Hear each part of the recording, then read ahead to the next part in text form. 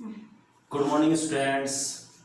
Today we study first chapter of chemistry.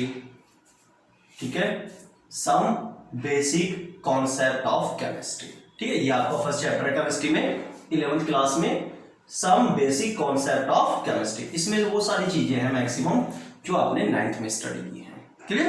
ठीक है. अब इस चैप्टर में हम स्टडी करेंगे आज किसके बारे में? अबाउट एटम्स एंड मॉलिक्यूल, यानी कि एटम्स और मॉलिक्यूल के बारे में स्टडी करेंगे. ठीक है, कि एटम्स क्या होते हैं और मॉलिक्यूल्स क्या होते हैं. क्लियर? ठीक है. तो सबसे पहले हम स्टडी करेंगे अबाउट एटम, एटम के बारे में. क्लियर? एटम क्या होता है? तो atom is the smallest part of matter. ठीक है, कि जो एटम है वो मैटर का स्मॉलेस्ट पार्ट होता है. क्लियर? ठीक है. Second point, it take part in chemical reaction, जो केमिकल रिएक्शन में क्या करता है? पार्टिसिपेट करता है. ठीक है. एंड विच मे और may not be exist in free state. ठीक है. इस लाइन का मतलब क्या है? कि जो फ्री स्टेट में रह भी सकता है और नहीं भी. ठीक है. तो डेफिनेशन क्या बनी यहां से एटम की? कि atom is the smallest part of matter which take part in any chemical reaction and may और may not be exist in free state. Clear? तो ये हो गए एटम के बारे में. ठीक है. अब बात आती है कि ऐसे कौन से एटम हैं जो फ्री स्टेट में एग्जिस्ट कर सकते हैं और जो फ्री स्टेट में एग्जिस्ट नहीं कर सकते हैं. क्लियर? ठीक है. तो यहां पर ध्यान दें आप. ठीक है, कि जो हमारी इनर्ट गैसेस हैं, आपने 10th में भी पढ़ा होगा inert gases.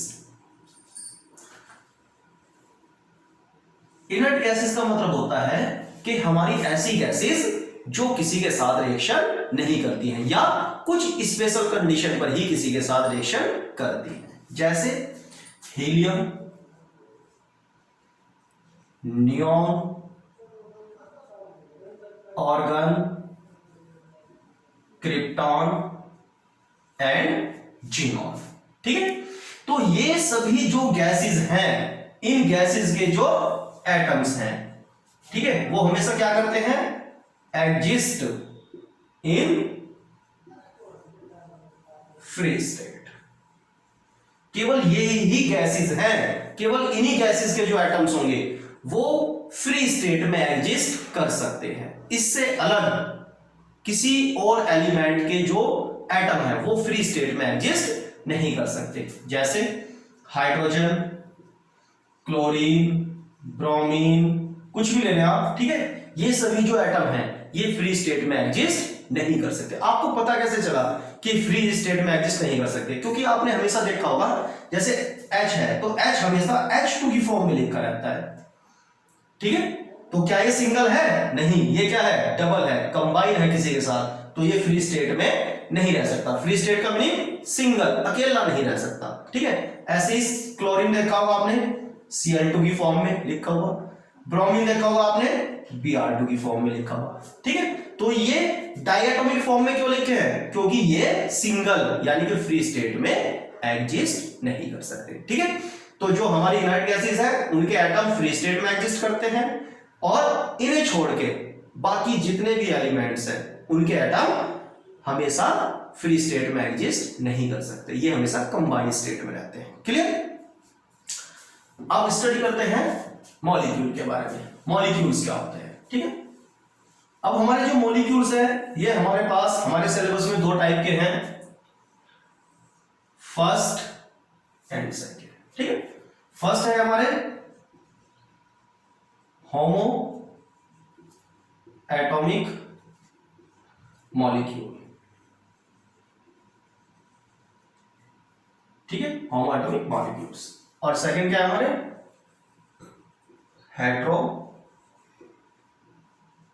Atomic molecule. Clear? तो फर्स्ट क्या है हमारे? होमो एटॉमिक मॉलिक्यूल्स और सेकंड क्या है हमारे? Hetero atomic molecules. ठीक है. अब मॉलिक्यूल की डेफिनेशन क्या है? ठीक है, मॉलिक्यूल की डेफिनेशन क्या है? कि molecule is the smallest part of substance, ठीक है, यानी कि किसी भी सब्सटेंस का जो स्मॉलेस्ट पार्ट है वो क्या होता है, आपका मॉलिक्यूल होता है, विच इज एग्जिस्ट इन, किसमें, इन कंबाइंड स्टेट, ठीक है, यानी कि जो एग्जिस्ट करता है किसमें, हमेशा कंबाइंड स्टेट में, या ऐसा कह दीजिए which is not exist in free state, ठीक है, जो फ्री स्टेट में एग्जिस्ट नहीं करता, ये हमेशा कंबाइंड स्टेट में रहता है, ठीक है, क्लियर। तो यहां से मॉलिक्यूल की डेफिनेशन क्या बनेगी कि molecule is the smallest part of substance which do not take part, ठीक है, which do not take part in any chemical reaction and always exist in free state, clear, ठीक है। अब मॉलिक्यूल के बारे में स्टडी करते हैं। मॉलिक्यूल कितने टाइप के होते हैं हमारे पास? Molecules are of following two types, first homoatomic and other is heteroatomic, clear. अब होमोएटॉमिक मॉलिक्यूल्स क्या होते हैं हमारे, ठीक है, तो होमो का मीनिंग होता है सेम, होमो का मीनिंग क्या होता है, सेम, ठीक है, और एटॉमिक का मतलब एटम, तो इसका मीनिंग क्या हुआ कि ऐसे मॉलिक्यूल्स जिनमें सभी एटम्स क्या होते हैं, सेम होते हैं, ठीक है, ऐसे मॉलिक्यूल्स जिनमें सभी एटम्स सेम होते हैं उनको बोलते हैं हम होमो atomic molecules, clear. For example H2, H2 में देखिए आप यहां पर कितने एटम हैं, 2, और दोनों के दोनों एटम किसके हैं, हाइड्रोजन के हैं, ठीक है, इसका मतलब दोनों एटम किसके हैं, हाइड्रोजन के हैं, यानी कि सेम है, ठीक है, तो ये कैसा होगा हमारा होमो एटॉमिक मॉलिक्यूल। ऐसे ही Cl2 ले लीजिए आप, ठीक है, होमो एटॉमिक मॉलिक्यूल है नहीं, क्यों, क्योंकि यहां पे दोनों जो एटम है वो किसके हैं, क्लोरीन के, यानी कि सेम है। N2 ले लीजिए, O2 ले लीजिए, O3 ले लीजिए, ठीक है, S8 ले लीजिए, P4 ले लीजिए, सभी मॉलिक्यूल्स में देखिए आप, जैसे P4 है फास्फोरस, ठीक है, कितने एटम है, 4, और 4 के 4 जो एटम है वो किसके हैं, फास्फोरस के, यानी कि चारों के चारों एटम सेम है, तो इनको कहेंगे हम होमो एटॉमिक मॉलिक्यूल्स, ठीक है। अब इसके भी हम टाइप्स निकाल सकते हैं, कैसे, अब जैसे यहां देखिए, जैसे यहां पर H2 है हाइड्रोजन, ठीक है, तो यहां पर कितने एटम है, 2, और 2 को क्या बोलते हैं हम केमिस्ट्री में, डाई, तो इसको बोल सकते हैं हम डाई एटॉमिक मॉलिक्यूल, ठीक है। अब यहां पर भी क्या है, 2 Cl है, तो 2 को फिर क्या करते हैं हम, डाई, तो ये भी डाई एटॉमिक मॉलिक्यूल है आपका, ये भी डाई एटॉमिक मॉलिक्यूल है, इसको भी डाई एटॉमिक बोल सकते हैं, बट यहां पर कितने एटम आ गए, 3, तो इसको बोल सकते हैं हम ट्राई एटॉमिक मॉलिक्यूल, ठीक है, इसको 8 को बोलते हैं ऑक्टा, तो इसको बोल सकते हैं हम ऑक्टा एटॉमिक मॉलिक्यूल, ठीक है। 4 को बोलते हैं tetra, tetra atomic molecule, clear. अब स्टडी करते हैं हेट्रो एटॉमिक मॉलिक्यूल। तो हेट्रो का मीनिंग होता है आपका डिफरेंट,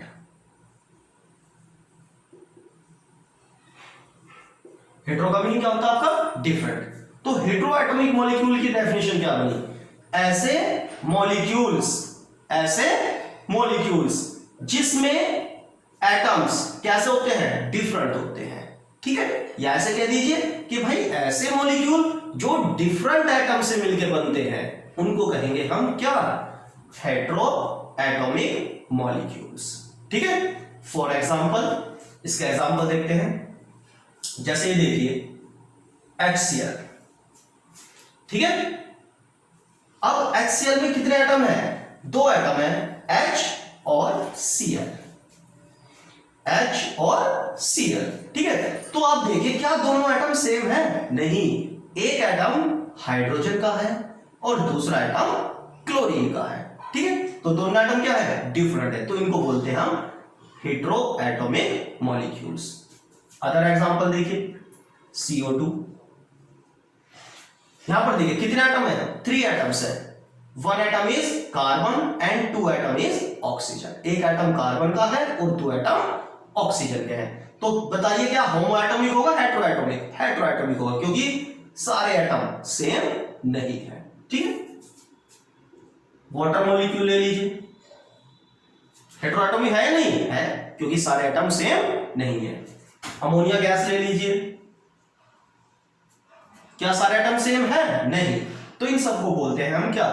हेटेरोएटॉमिक मॉलिक्यूल। क्लियर? ठीक है। अब देखिए, अब इनको और कैसे कह सकते हैं हम? इनको भी इसी तरीके से डिवाइड कर सकते हैं डाइएटॉमिक ट्राइएटॉमिक फॉर्म में। यहां पर कितने एटम है? 2, तो इसको भी बोल सकते हैं हम डाइएटॉमिक मॉलिक्यूल है। बट ये कैसे है? हेटेरो के एग्जांपल है। ठीक है, इसको क्या बोलेंगे? 2 और 1 3, यानी यहां 3 एटम्स हैं, तो इसको बोलेंगे ट्राई एटॉमिक। इसको भी 2 और 1 3, ट्राई एटॉमिक मॉलिक्यूल। ठीक है, 3 और 1 4, 3 एटम यहां पर हाइड्रोजन के हैं और 1 एटम यहां पर नाइट्रोजन का है, तो कितने एटम हो गए टोटल? 4, तो इसको बोलेंगे टेट्रा एटॉमिक मॉलिक्यूल। बट ये सब जो एग्जांपल है, ये सब किसके हैं? आपके हेटेरोएटॉमिक मॉलिक्यूल के हैं। ठीक है, क्लियर? आज के लिए इतना ही काफी। ठीक है, that's all for today. Okay, bye.